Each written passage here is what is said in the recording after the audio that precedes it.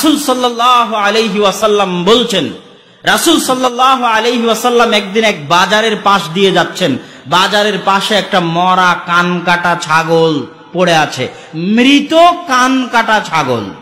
তো কান কাটা থাকার কারণে চামড়াও কোনো কাজে লাগবে না, কেন কাটা চামড়ার কোনো দাম নাই। রাসূল সাল্লাল্লাহু আলাইহি ওয়াসাল্লাম সাহাবীদেরকে বললেন, হে সাহাবীরা, হে সঙ্গী সাথীরা, হাল ইউহিব্বু আহাদুকুম আন ইয়াখুযা হাযা বিদিরহামিন, তোমাদের মধ্যে কেউ কি আছে যে এই কান কাটা ছাগলকে ক্রয় করবে 1 দিরহামের বিনিময়ে? সাহাবীরা বললেন, আল্লাহর রাসূল, ফ্রিতে দিলে, এমনিতে দিলেও তো আমরা এই মরা কান কাটা ছাগল নিব না। রাসূল সাল্লাল্লাহু আলাইহি ওয়াসাল্লাম বললেন, শোনো, এই মৃত কান কাটা ছাগলের মূল্য তোমাদের নিকটে যা, তোমাদের নিকটে যতটুকু মূল্যহীন, যতটুকু দামহীন, এই পৃথিবী আল্লাহর নিকটে তার চাইতেও মূল্যহীন, তার চাইতেও দামহীন। রাসূল সাল্লাল্লাহু আলাইহি ওয়াসাল্লাম বলছেন, এই পৃথিবীর যদি সরিষা সম পরিমাণ, মাছির ডানা পরিমাণ মূল্য আল্লাহর নিকটে থাকতো, তাহলে কোনো কাফের 1 ঢোক পানি পান করতে পারতো না। আজকের পৃথিবীতে যত ধনী আছে সব কে? কাফেরই।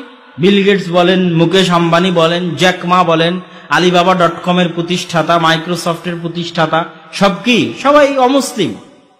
সবাই কি পৃথিবীর শ্রেষ্ঠ ধনী? তো ধনী হওয়া মানে আল্লাহর ভালোবাসা।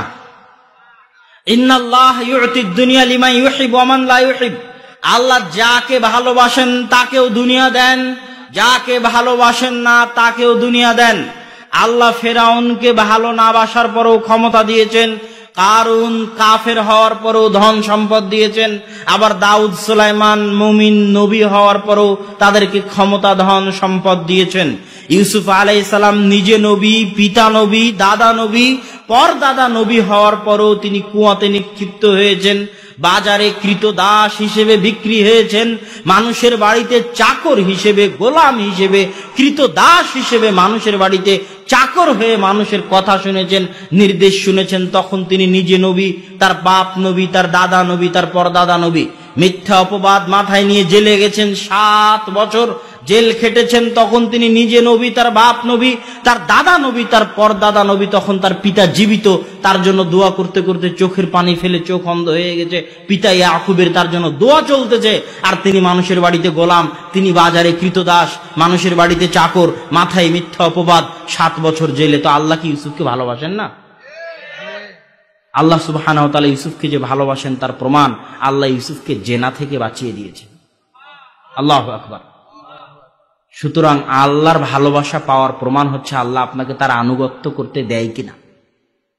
আপনার জন্য এটাই সবচেয়ে বড় শাস্তি, এটাই সবচেয়ে বড় শাস্তি যে আল্লাহ আপনাকে তার অবাধ্যতায় লিপ্ত রেখেছে। আপনি আল্লাহর দয়া বঞ্চিত, রহমত বঞ্চিত, করুণা বঞ্চিত, আপনি আল্লাহর দরবার থেকে বিতাড়িত। আর যে আল্লাহর দয়া বঞ্চিত, রহমত বঞ্চিত, করুণা বঞ্চিত, আল্লাহর দরবার থেকে বিতাড়িত, যার সাথে আল্লাহর সম্পর্ক নাই, তার চেয়ে বড় ইতিম, তার চেয়ে বড় মিসকিন দুনিয়াতে নাই। সে পৃথিবীর সবচেয়ে বড় ইতিম। কোনো ভাগাড়ে পড়ে মারা গেলেও আল্লাহ পরোয়া করবেন না। সুতরাং আল্লাহ আপনাকে ভালোবাসেন না বাসেন না এটার মাপকাঠি এটা নয় যে আপনি কয় টাকার মালিক আর আপনি কয় টাকার মালিক নন, এটা নয়। আপনি আল্লাহর ইবাদত করতে পারছেন কিনা, আলহামদুলিল্লাহ সুবহানাল্লাহ বলতে পারছেন কিনা, সালাত আদায় করতে পারছেন কিনা, এটাই আল্লাহর ভালোবাসার প্রমাণ। খুব কম বান্দা রাতে উঠে তাহাজ্জুদ আদায় করতে পারে, তাই নয় কি? ওই যে অল্প সংখ্যক বান্দা রাতে উঠে তাহাজ্জুদ আদায় করে, ওদেরকে আল্লাহ ভালোবাসেন। তারা আল্লাহর পছন্দনীয় বান্দা। সম্মানিত উপস্থিতি, আলোচনা করছিলাম রিজিকের। তাহলে দুনিয়ার মূল্য মানুষের কাছে কত? ঢাকা শহরে বসুন্ধরাতে একটা জমি কিনবেন, গুলশানে জমি কিনবেন, ধানমন্ডিতে জমি কিনবেন, দাম কত হবে? ওই জমি চলে যাবেন লন্ডনে, দাম কত হবে? ওই জমি চলে যাবেন নিউ ইয়র্কে, কত হবে? সিলিকন ভ্যালিতে কত হবে? রিয়াদে কত হবে? পৃথিবীর বড় বড় রাজধানীগুলোতে কত হবে? হংকং এ কত হবে? চীনের রাজধানীতে কত হবে? সারা পৃথিবীর সব জমি যদি আমি টাকা দিয়ে কিনতে চাই, কত টাকা হতে পারে? মানুষ মাপতে পারবে সে টাকার দাম? পারবে না। এই জমিন সারা আজীবন যত ফসল উৎপাদন করেছে আর করবে, তার দাম কত হতে পারে?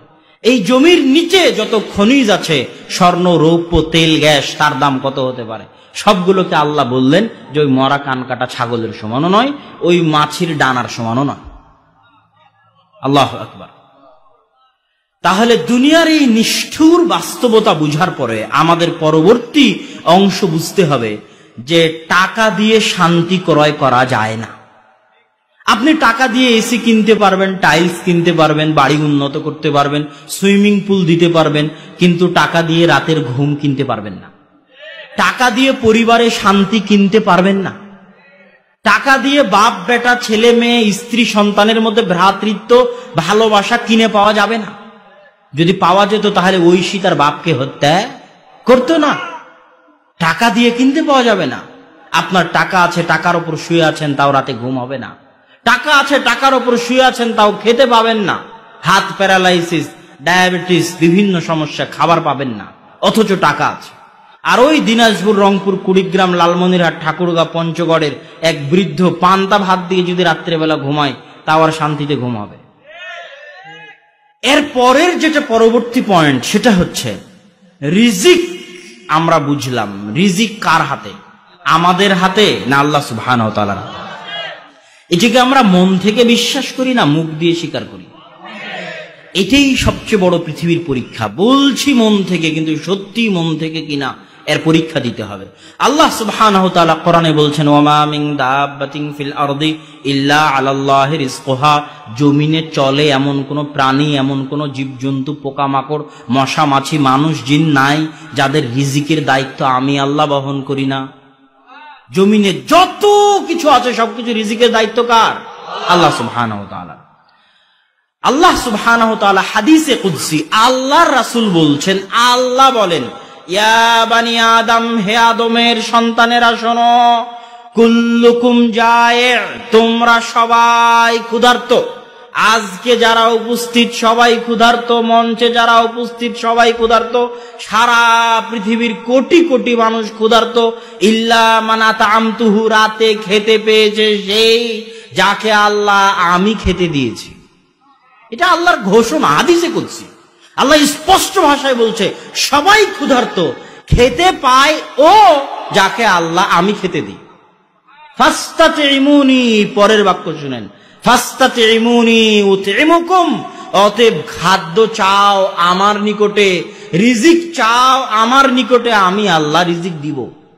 শুধু তাই নয়, শোনো হে আদমের সন্তানেরা, লাওয়ান্না আউওয়ালাকুম ওয়া আখিরাকুম ওয়া ইনসাকুম ওয়া জিন্নাকুম, যদি তোমাদের পৃথিবীর শুরু আদম থেকে নিয়ে পৃথিবীর শেষ কিয়ামত পর্যন্ত সকল মানুষ, সকল জিন এক খোলা মাঠে একসাথে একত্রিত হয়, ফাসালু মাসআলাতাহুম, সবাই যার যা চাওয়ার আছে একসাথে চায়, আদম থেকে নিয়ে কিয়ামত পর্যন্ত লাখো কোটি মানুষ, লাখো কোটি জিন এক মাঠে জমা হয়ে আল্লাহর নিকটে একসাথে চাইবে, আল্লাহ আমার এত বিঘা জমি দরকার, এত কোটি টাকা দরকার, যার যা চাওয়ার আল্লাহ একসাথে দিয়ে দিবেন। তারপরেও মা নাকাসা মিম্মা ইনদি, একসাথে এত মানুষের সকল চাওয়া পূরণ করার পরেও আমি আল্লাহ আমার নিকটে যে ধন ভাণ্ডার আছে সেখান থেকে অতটুকুও কমতি হবে না। একটা সুঁই সমুদ্রে ডুবানোর পরে উঠালে ওই সুঁইয়ের সাথে লেগে থাকা পানির কারণে সমুদ্রের পানিতে যতটুকু কমতি সৃষ্টি হয়, আদম থেকে নিয়ে কিয়ামত পর্যন্ত এত মানুষ, এত জিনকে এক মাঠে একসাথে সকলের সকল চাওয়া একবারে পূর্ণ করার পরও আমার ধন ভাণ্ডারে অতটুকু কমতি সৃষ্টি হবে না। তিনিই হচ্ছেন আল্লাহ সুবহানাহু ওয়া তাআলা।